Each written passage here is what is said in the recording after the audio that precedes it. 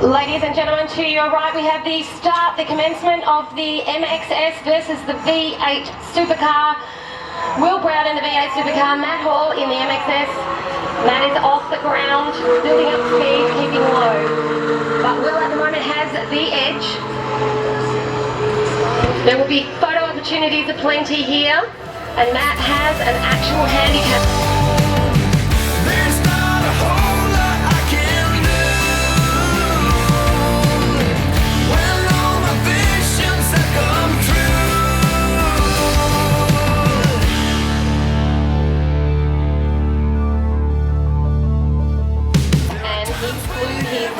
Back to school from the International Grand Prix round in Melbourne just recently.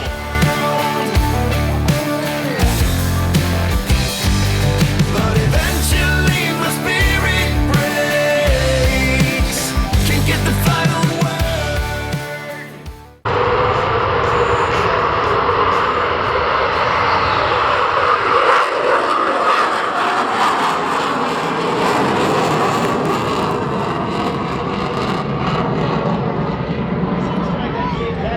technique we can use to flush out an adversary to gain the offensive. Not that the Rhino would ever be defensive to begin with.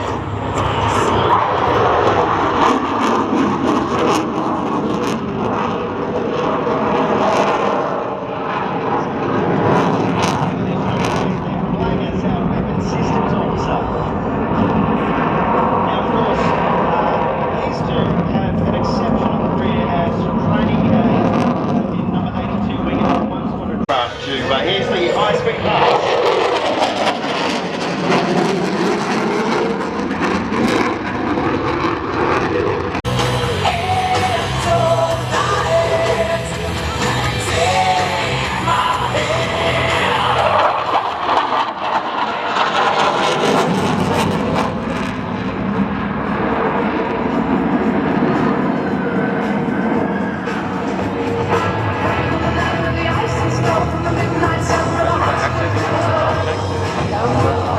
Number 82 wins.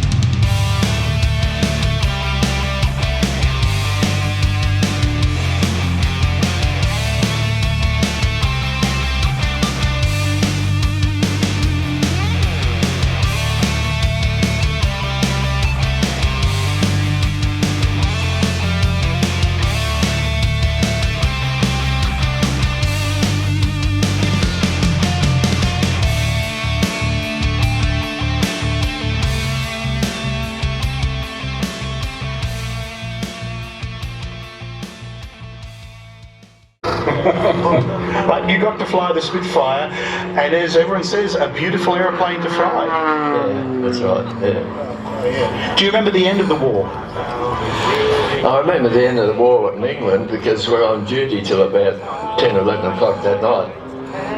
We're on duty. If anyone crashed into the channel, English channel, we had to go and look for them. And we were on 5-minute warning, until it was too dark to fly. Everyone else in town celebrating, we were on our own, and that's what I remember at the end of the war.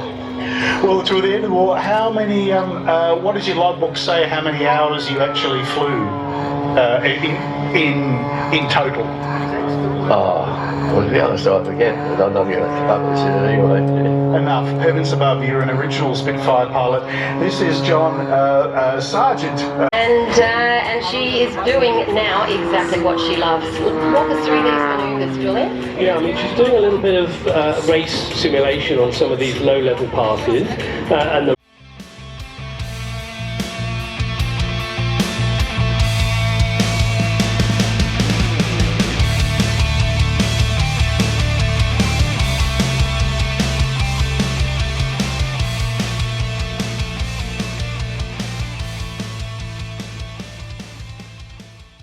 Does that create a problem? Oh look, if you can see where Paul's coming from, he drops down in a typical stall type of landing setup, and here we are again, we're just watching now and it's about the communication between the two. That Chevy, I can tell you, has the stickiest throttle this side of the black stump, and to get it right, is he going to bring it in? It looks like Avalon.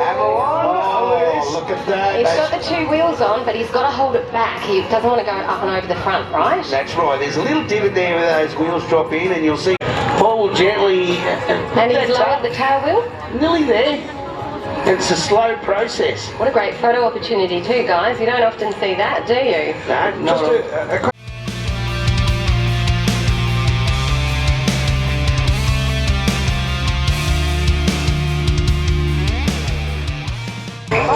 It is, and the skydivers themselves are from Rodney Benson Skydives, which are apparently in the air as we speak. Okay, thank you so much, Julian, for coming in and walking us through Emma's routine. A little bit of chit chat there about aerobatic. Julian Murphy, UK Aerobatic Champion, thank you. Look, skyward now, they're pretty hard to mix. Skydivers trailing plumes of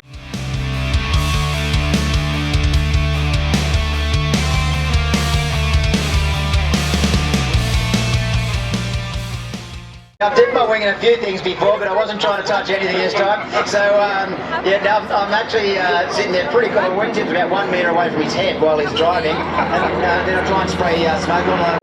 Reconfigure it to be surface warfare. We put 4 Hellfires on the side, 50 cal machine gun, or we can go for search and rescue, utility operations, and everything in between. So very capable. It's a battlefield helicopter robust. Yeah, so essentially we've been having 13 variants of Black Hawk helicopters since the end of Vietnam, and each year they bolt something new to it. So it is. And what other sort of missions does it undertake? Not just anti-surface, Yeah, so that's our primary duty when we go international operation, but on the home front too, we for national emergencies, we go so over the last few years, unfortunately, there's been lots of fires and floods and stuff like that. We'll have that where we can. We try to just gut the helicopter, make it as light as possible, and we can jump in on those roles too. Now, obviously, there's not just the pilot on board, so tell us a bit about the actual crew formation. Our standard crew, which we operate tactically, so we have the aircraft captain, who's in charge of safety. Sometimes it is nice to see also, so that's what they're there for, and not necessarily the backwards flying that we do in the Despite. When you're not going backwards, you're going forwards, at what sort of speeds can we do? Yeah, all helicopters generally get up to about the 300 km/h mark, and we're no different. The problems we have that affect that maximum speed is when we bolt on all those weapons and make the aircraft quite dirty. There's Marta demonstrating the wheelie now. So he'll hold that attitude up there and pretty much hold it on that rear tail strut, and then let the helicopter naturally start coming backwards, and he moves into what's called the Hollywood takeoff. So you'll see this in nearly every Hollywood movie is the normal departure for a pilot, but you'll probably only see it today.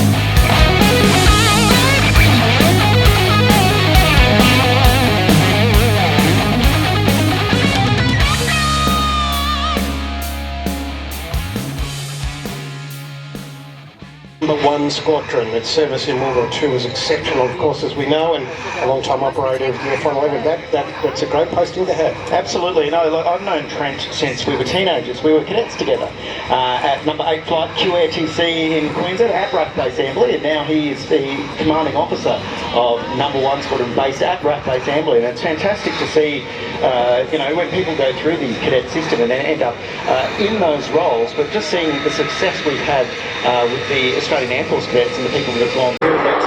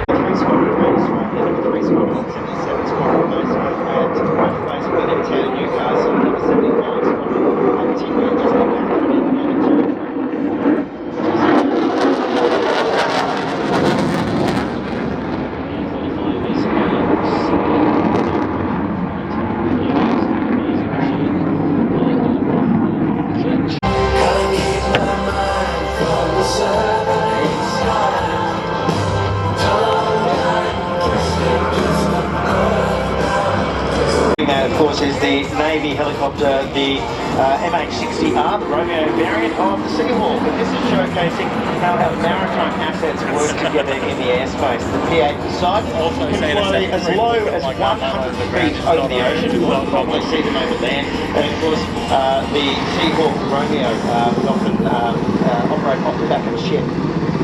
The Boeing 737 Coalition efforts of the Air Force and Navy working closely together. And that's the whole thing, and there you can see with the bomb bay doors open on the side.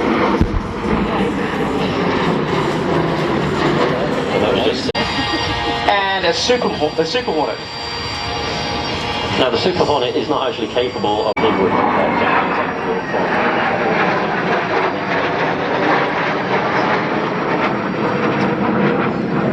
Some of our security forces personnel. First up from number 1 Security Forces Squadron based at RAF Base Williamtown.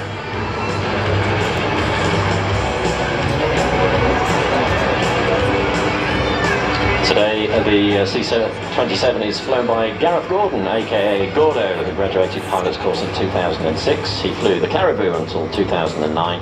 He was roulette 7 for several seasons and then instructed on the PC-9, amassing about 1,500 hours. He's flown the Spartan since 2014 and became one of the first instructors on type.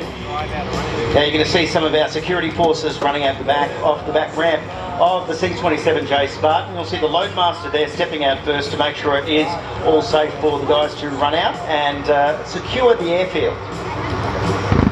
On the ground, you see the ramp has gone up there again, and it will do a fairly tactical short takeoff. These are remarkable aircraft to fly on, particularly when they do come into an unprepared strip for this very reason, to protect, and also they're very good with our moving to some of our Pacific partners to support with disaster relief and humanitarian. Different roles that we could be doing at any one time. We could be dealing with an air-to-air adversary, we could be doing a surface-to-air adversary, and we also are working in close proximity with the ground forces to provide protection for them as well. So, and this is where that role of the mission commander really comes into his own, right? Absolutely it does, yeah. Absolutely, and right now they would be controlling the C-130J Hercules, which is flying over to do a circuit before it comes into land with some more security forces on board.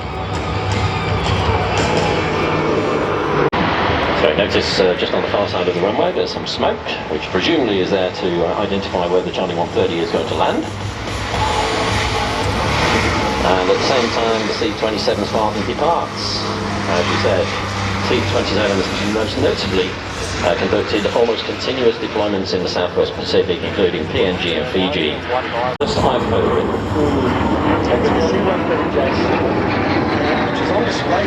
perspective, or a fighter perspective, what will you sort of be doing right now? Yeah, absolutely. So we'd be in contact with both the aircraft and the ground forces on the ground. We'd be building that picture in consultation with the E-7, with the mission commander, as you spoke about before. And we'd really just be trying to maintain battle space awareness and at any point be ready to employ weapons in support of the ground forces on the ground.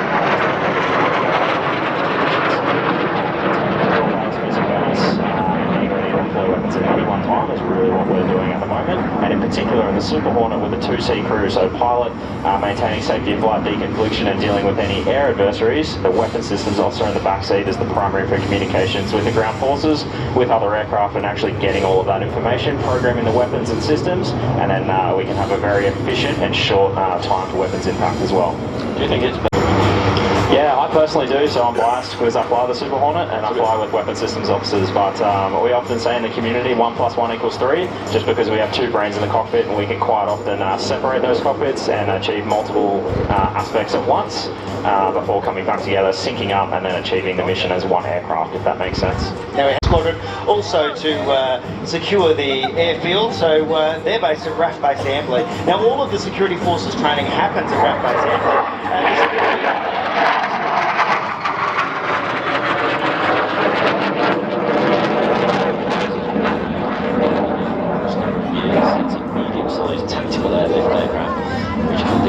To airfields with short unsurfaced runways and airdrop cargo and paratroops flying around the parachute.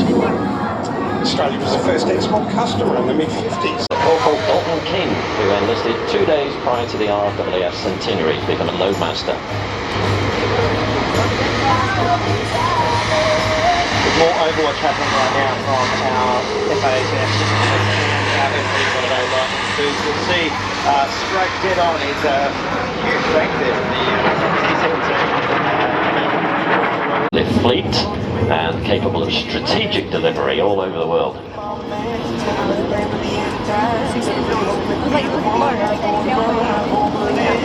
Now here come the FA-18F Super Hornets again, followed by the C-17A Globemaster 3 coming in for a landing to collect our security forces here today. Definitely always having a JTAG person on the ground. Now just watch how quickly this massive machine can stop.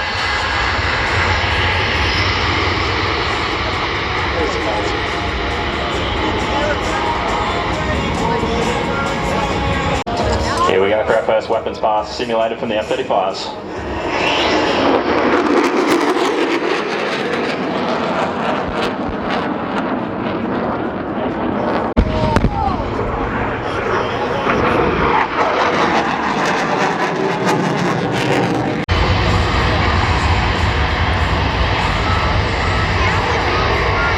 Considering the size of this aircraft, the acceleration is very impressive. There's a lot of power there.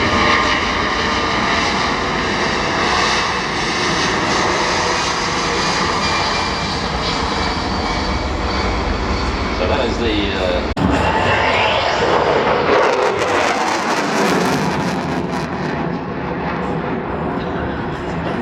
It is fun every single time, I promise you that. You know, Sam's gun. you know, comics. Finally. Although you should stand to attention. So tell us all about this aircraft. It is a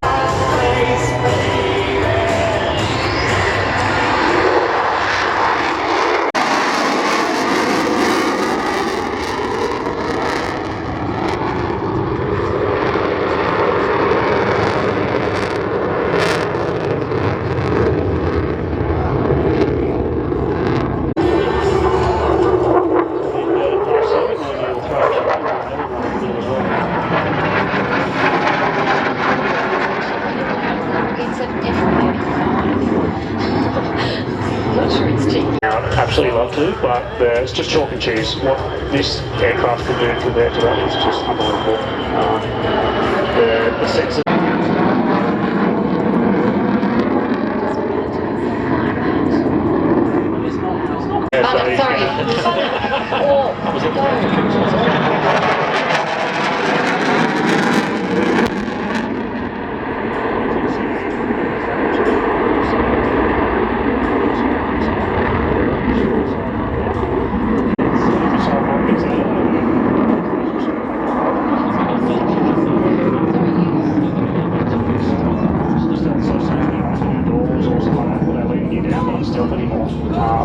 So you lose that for a couple of seconds, and then hopefully it happens quick enough that so with a nightfall we can turn this system on, and then essentially we can look through the floor if we want.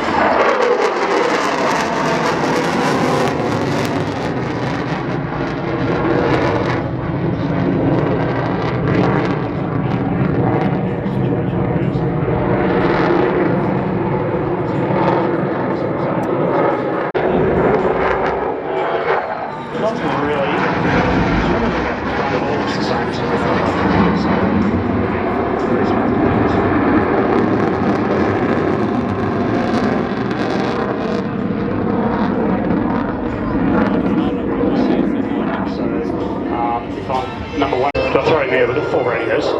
So yeah, trying to listen to 4 different radios. Is this a stealth pass? Not too stealth, it's pretty noisy, but this is the high alpha pass, so I'm going to say we get more alpha in the high alpha pass than the Super Hornet. They can't defend themselves right now. So when you describe high alpha, what does that actually mean to So at the moment, you have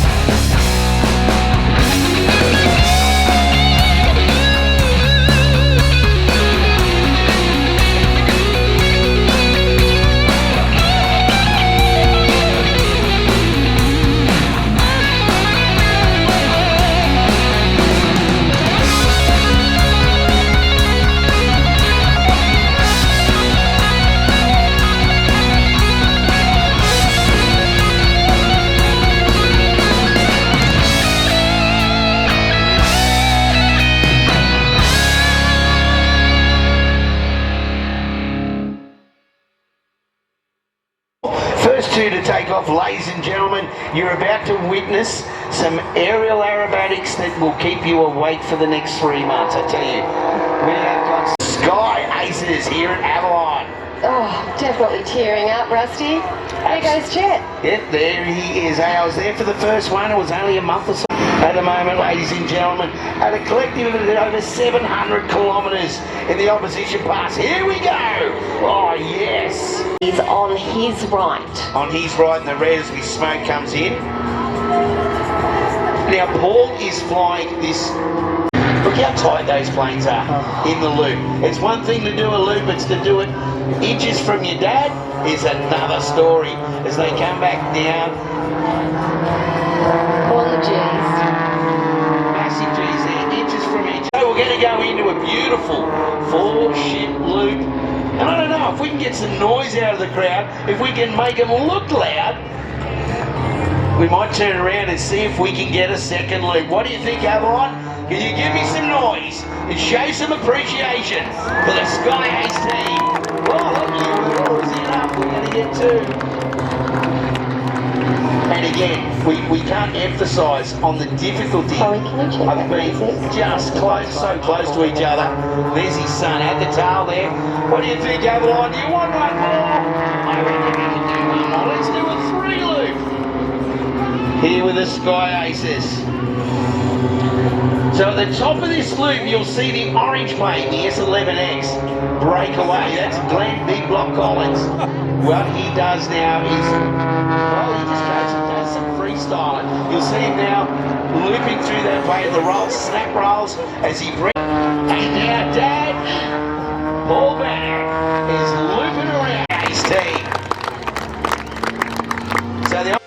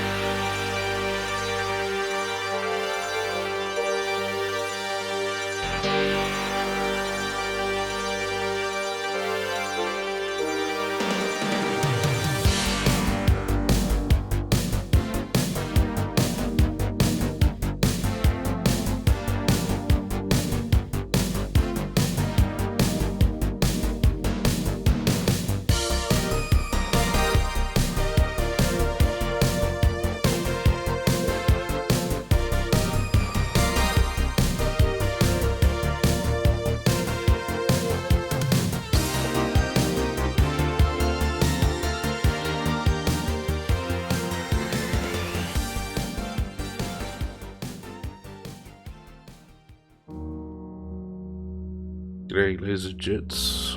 At this point of the air show, there was an incident involving one of the Sky Aces pilot crashed but survived, fortunately, with critical injuries. On another plus note, this is the only air crash in any Australian air show.